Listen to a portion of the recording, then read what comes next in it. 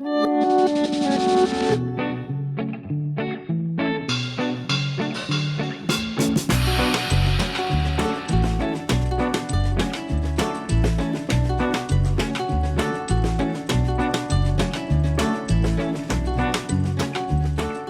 where I am. If you haven't been here for very long, I am in Will's Brumby, which is a type of ute or pickup truck. We have two of them, one of which is a work in progress. We're trying to potentially turn that into a property vehicle for me and keep this one as a nice one for going out and about on the actual road. The other one will never leave the property. Until that time, this is the only working one we've got, and this is the vehicle that I use when I'm heading up our hill to process firewood.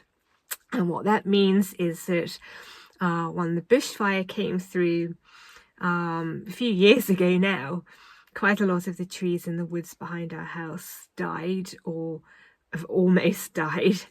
And so what I've been doing in the intervening years is working my way from the house up to the back perimeter of our property, thinning out the dead trees, and I'm quite close to the back now. And then what I'm going to do once I've reached the back is come back down to the house and start thinning out the almost dead trees. The reason I worked like that is because when I started, we didn't really have good wood storage. We've now built that big wood shed over to my right, which means that the wood doesn't have to be completely dry when we start storing it now, because by the time we get to it, it will have been seasoning for 2 years, if not more. So that's why I started with the dead wood ready to burn, and now I can move on to working on the almost dead wood, which will season. And so I am at last being able to head back up the hill, because Will's Brumby has been in the garage for quite a long time getting some work done on it.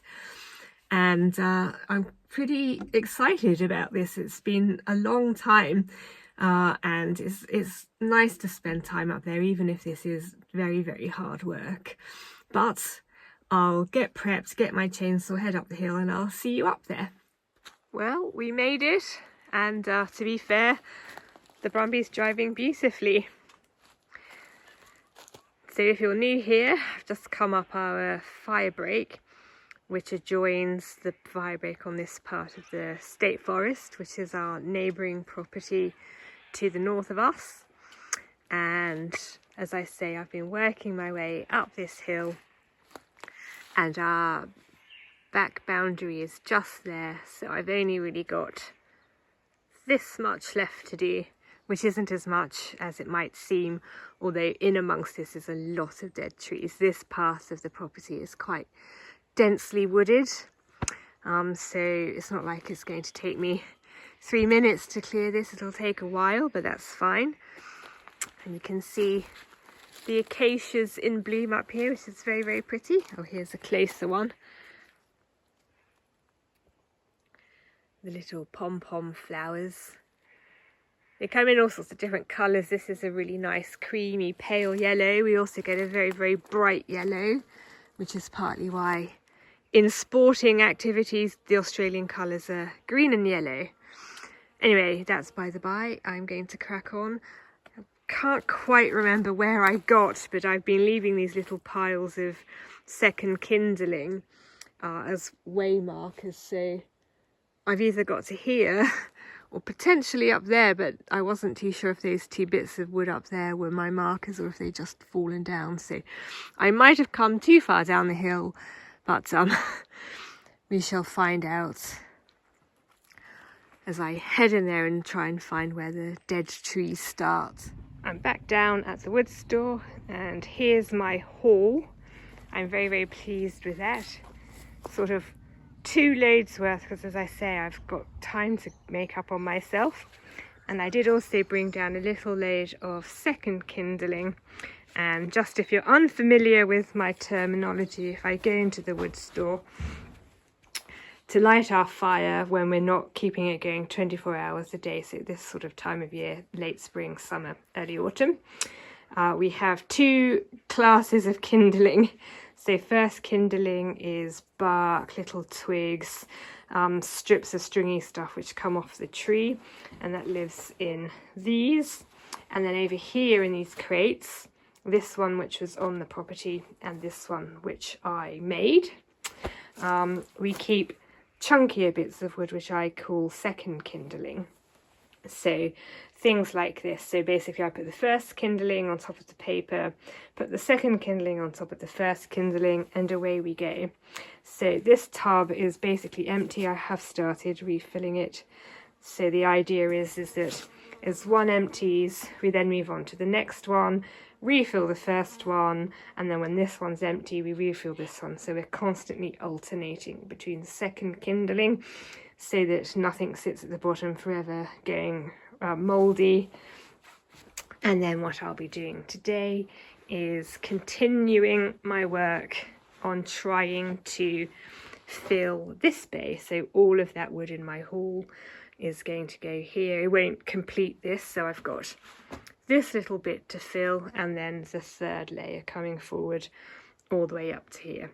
So as I say, that amount of wood isn't going to complete that task, but it'll get me at least away there. I'm sure I'll complete this layer and start the next one. And then this is the bay that we're taking the wood from. This is the bay that's seasoning. And then because we have finished our work in here, once I finish the bay I'm working on, I'll start to be able to fill this. And my hope, maybe a dim hope, but my hope is that I can fill that one and fill this one before I've emptied this one. So that's what I'm working towards. Luckily, this bay is by far and away the biggest. It's massive. So it will take a little while to empty it. But first things first, I'm going to process the second kindling.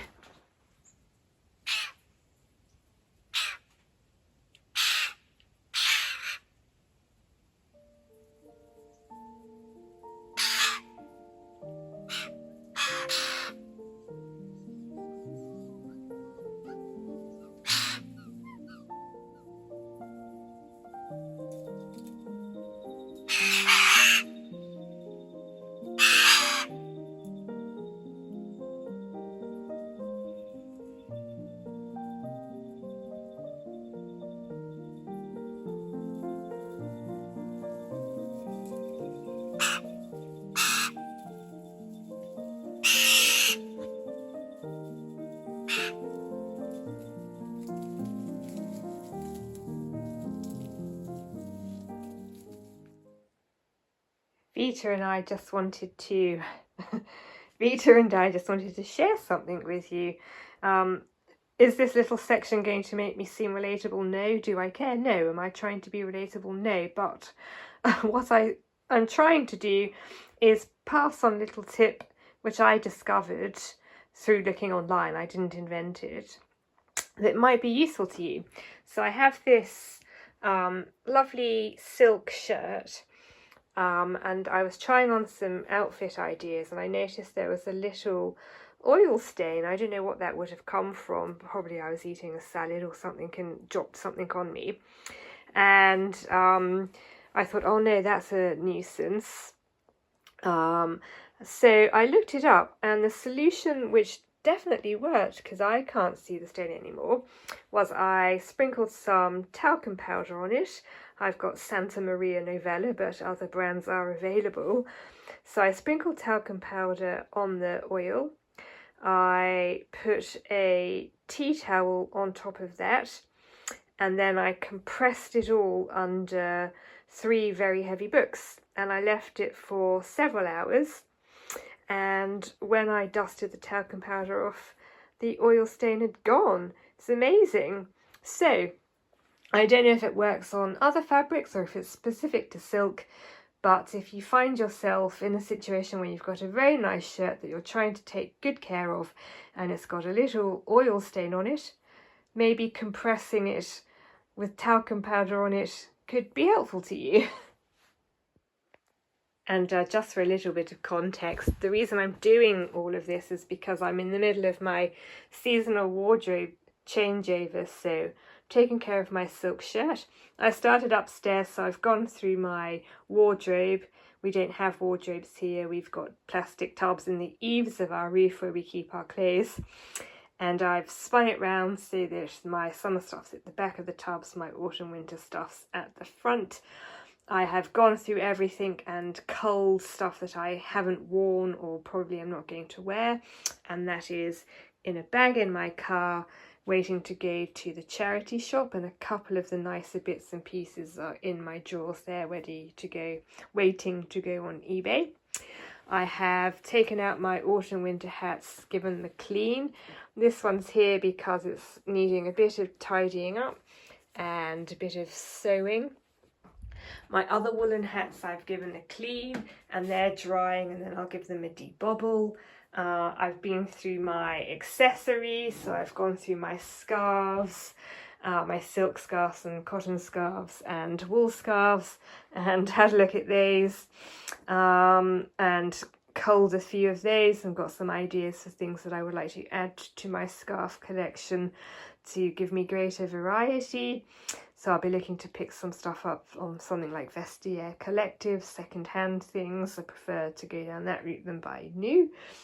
I've just been in the only actual wardrobe in the house, which is in our guest bedroom, and I've been through our coats and put the summery ones towards the back and brought the autumn ones forward. This one's here because it was a little bit dirty, so I'm giving this one a bit of a clean, and now it's drying. And with all of my waxed products, in a bit, well, not today, but in a bit, I will go through and re-proof them.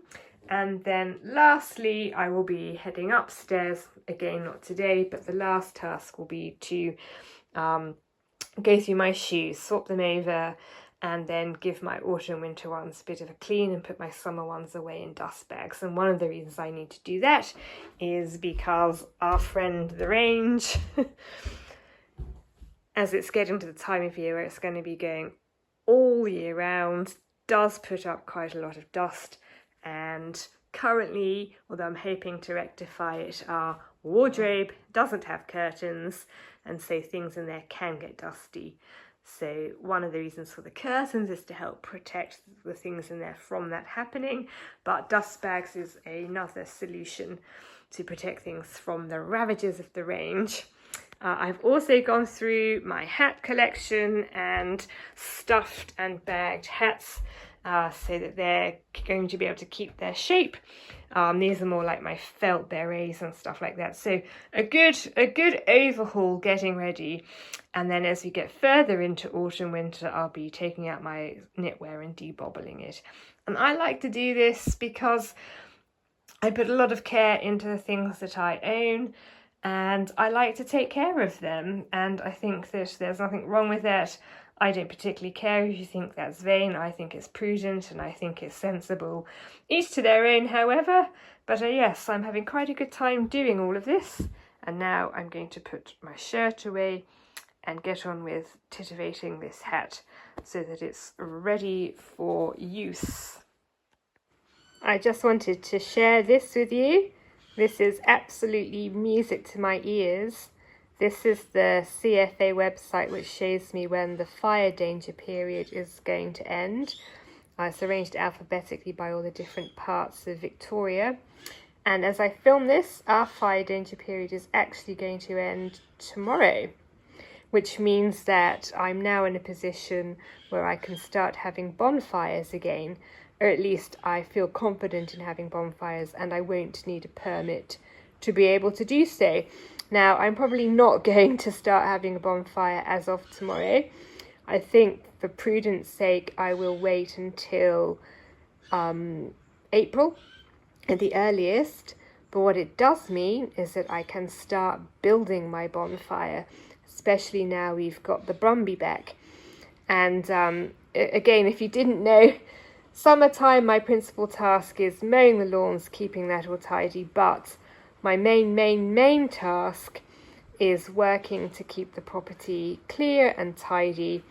That mostly happens during the time of the year where I'm able to have bonfires, and this is my busy time of the year now, so I'll be going around the property collecting loads and loads of vegetation, burning it off, trying to make everything nice and neat and tidy in advance of next spring, summer, as an attempt to try and help protect the property from the ravages of bushfires. So anyway, this is absolutely music to my ears. As I say, we're about to kick into full gear at last.